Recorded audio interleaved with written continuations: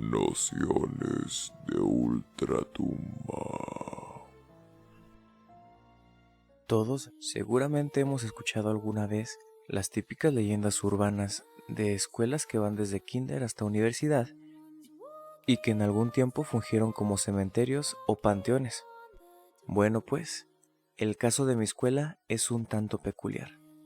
Mi secundaria se ubica en Canatlán, sitio de donde surgió la historia anterior de Nociones de ultratumba.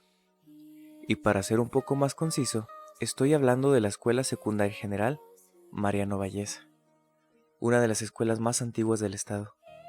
La gran peculiaridad de esta secundaria yace en que al parecer en sus adentros pudieron haberse encontrado asentamientos o cementerios indígenas, ya que se han hallado flechas talladas de piedra e incluso algunas osamentas incompletas. Objetos que cuando yo estudiaba se encontraban dentro de uno de los salones que estaban más próximos al terreno en donde se habían encontrado.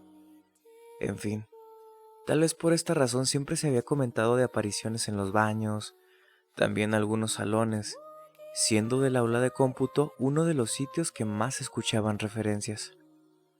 Incluso los profesores y veladores contaban una que otra experiencia de las que habían sido partícipes.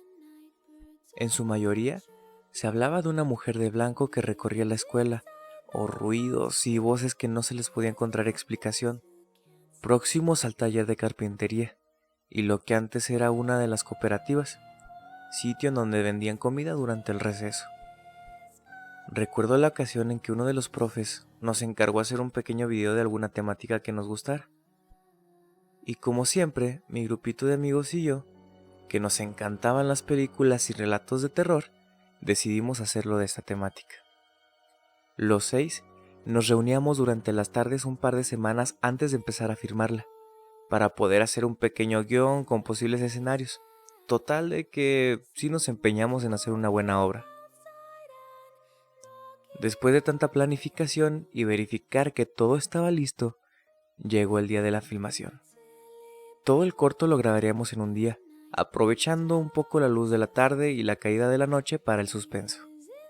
Todo marchaba bien durante la tarde, las tomas eran buenas a nuestro punto de vista, e incluso llevábamos tiempo de sobra, por lo que nos dividimos en dos pequeños grupos para ir a comprar algo de botanas, bombones y refresco. Nos reencontramos en la entrada de la escuela a la hora acordada, aproximadamente una media hora antes de que el sol desapareciera por el horizonte. Todo estaba sumido en una tranquilidad sepulcral. Todo lo contrario a lo que habíamos estado viviendo apenas unas horas. Tanto así que incluso los pájaros que cantaban para despedir el día habían enmudecido. Aunque la mayoría de nosotros nos dimos cuenta de la pesadez del ambiente, nadie se rehusó a seguir con el proyecto escolar, pues nadie quería que todos los días de planificación se echaran a perder por un grupo de niñitos asustados.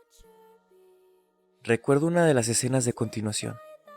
Esta se tenía que grabar cerca de las canchas de donde se jugaba voleibol, las que están prácticamente enfrente de la biblioteca. Era una pequeña escena de persecución que continuaría cerca del área del taller de carpintería, cuando la muchacha, que se supone que era la perseguida, se disponía apenas a dar vuelta hacia la izquierda, donde se supone quedaría oculta detrás del taller, dio un grito de terror y un pequeño brinco para después correr hacia nuestra dirección. Como los demás íbamos filmando su ida mientras la seguíamos de cerca, no tardó en llegar. Se encontraba completamente pálida y sudorosa, cosa poco explicable por el tramo tan corto que había recorrido. «¿Hay alguien ahí?», decía entre sollozos mientras intentaba recuperar el aire. «¿Qué viste? ¿Qué pasó?», contestó uno de nuestros compañeros. No lo sé. Era como alguien vestido de blanco. Estaba como en cuclillas y recargado en la pared».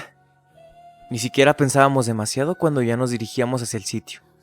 La probabilidad de encontrar alguna persona era elevada, pues hay muchas casas alrededor de la escuela. Por eso, para asegurarnos de poder pescar al intruso que quería gastarnos una broma, nos dividimos en grupos de 3 para poder rodearlo e impedir su huida. Dimos el corrido rápidamente, pero cuando nos volvimos a encontrar, ninguno de nosotros pudimos encontrar a nada ni a nadie. Con el miedo de lo que había pasado, nadie quería seguir con el proyecto, pero no sé si por el temor a una mala calificación o nuestro sentido de la responsabilidad, optamos por seguir filmando.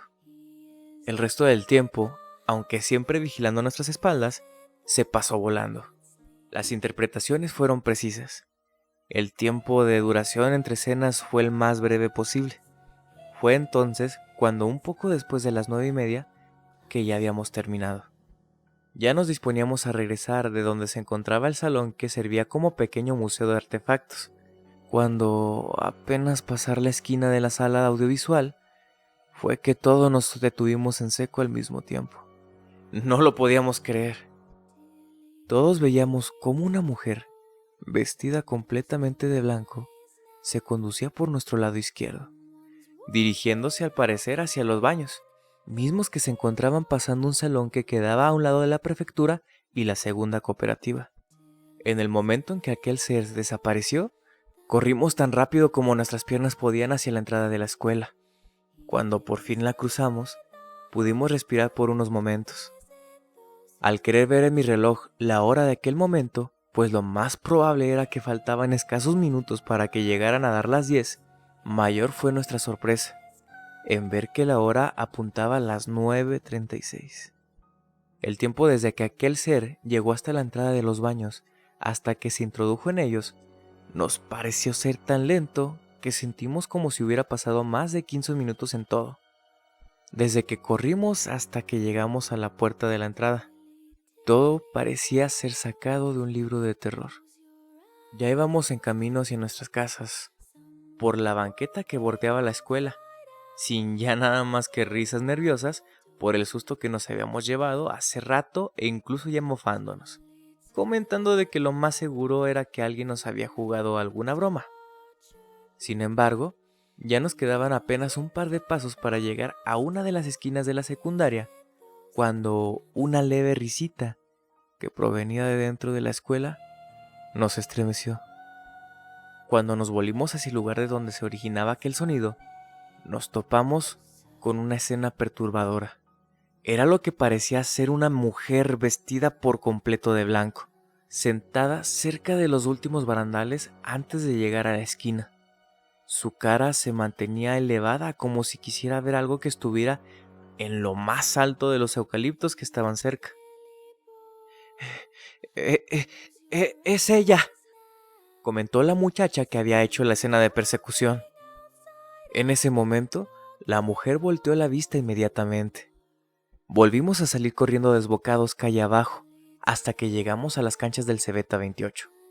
Después de todo lo que nos había pasado, caímos en cuenta de que se nos habían olvidado las cosas que compramos para comer después de grabar, pero ni locos volveríamos por unas cuantas chucherías.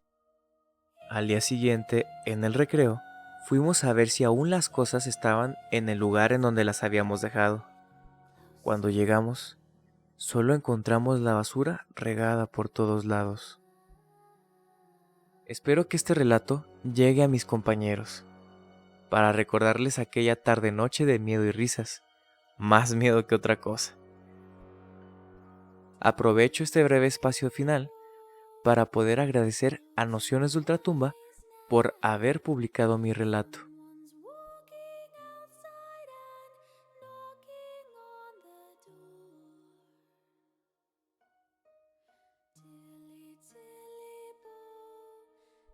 Nociones de Ultratumba.